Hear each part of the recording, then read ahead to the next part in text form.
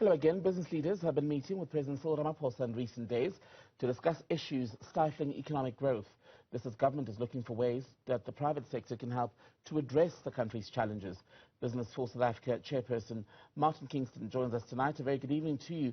Mr. Kingston, good to have you on the program. So, barely a week after you all, as business people, held that meeting with government, news today reports, at least via the likes of News 24, that there's pressure in the United States to punish the country for its stance on the Russia invasion of Ukraine, and basically one of the forms of which that punishment would come would be via AGOA and moving or taking away hosting from South Africa. How seriously do you take that as a potential threat?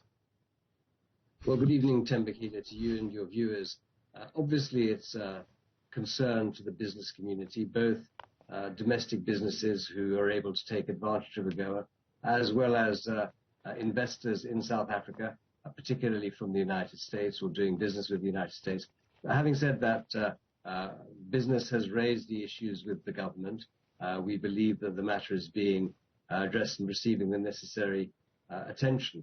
And it in no way actually deviates our attention or focus from the three areas that we discussed with the President last Tuesday, a week ago today, indeed, around collaborating and partnering with the government in the fields of energy, logistics and crime and corruption, all of which, as we know, are major constraints on inclusive economic growth and being able to ensure that we can start to deal with the very many headwinds that are facing the country and its economy.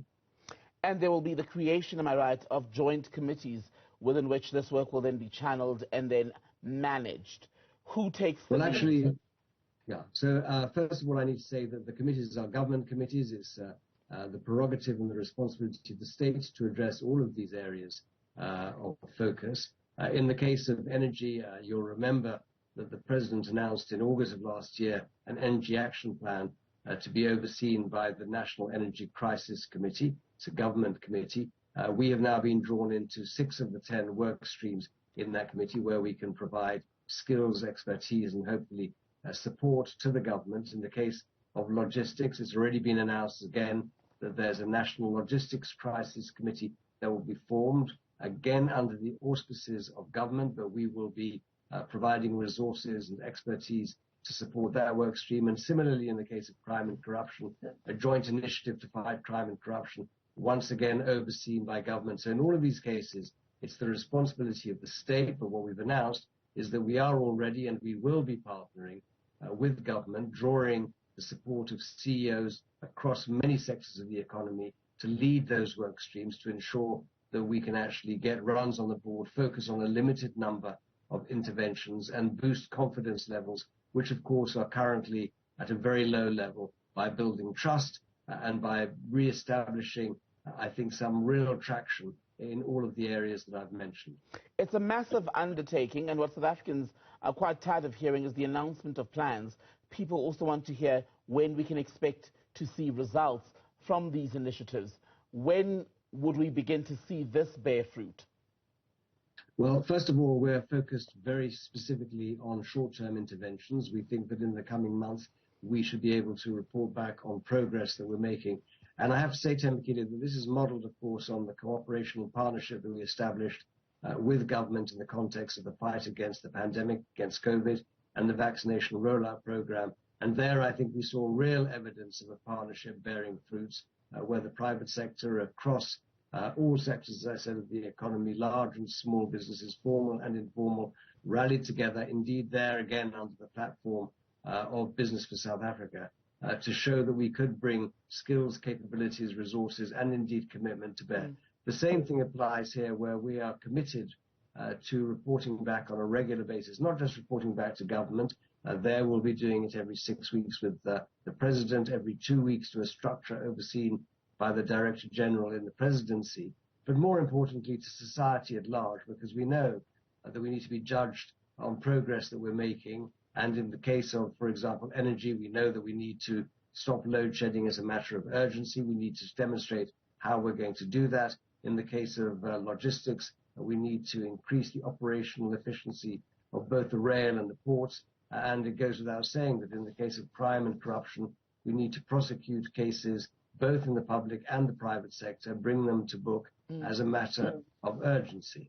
Financially, then, how much money do you expect will have to be poured into this in order to get things right when you consider just the many problems that need to be addressed, from energy, from issues of employment, to everything else that needs to be fixed in order for this country to function optimally? You're absolutely right, Makide, but in fact what we're doing is not mobilizing financial capital. We're mobilizing human capital, because we think that it's actually the shortage of skills, capability, experience, and insight that needs to be mobilized. The President has been very consistent in saying that we need to capacitate the state. That's exactly what we intend to do here. In the case of energy, we've already mobilized 100 million rand, again to procure specialist skills and capabilities under the auspices of the Resource Mobilization Fund. Those skills are going to be deployed and donated to the National Energy Crisis Committee effectively in the coming days. But here, this is not about mobilizing finance. It's about providing, as I said, skills and capabilities under the oversight of CEOs from leading South African companies across the three areas that I've mentioned. And while all of that is happening, there's plenty happening domestically. At the beginning of our conversation, for example, we spoke about an international issue which may very well affect business. When you spoke with government, what is the commitment that they've given you around managing these threats to make sure that business, as a party that's now coming on board to assist, does not find itself compromised by not just what's happening at home, but also the global issues? Well, the government is well aware of, and it's been raised in a number of platforms, not the one that I am talking about today, about the risk of confidence levels being further eroded and of trading or investment conditions being undermined. And we take every opportunity that we can to emphasize the fact that we need to work in partnership with government, and critically importantly, that we need to have a narrative that is credible. A narrative is a country that is credible, one that is communicated not just internally but externally. And the area that you talked about is one area which, of course, undermines confidence, and where we need to have a robust, credible response which withstands scrutiny. Martin Kingston, good to speak to you. Thank you for your time tonight.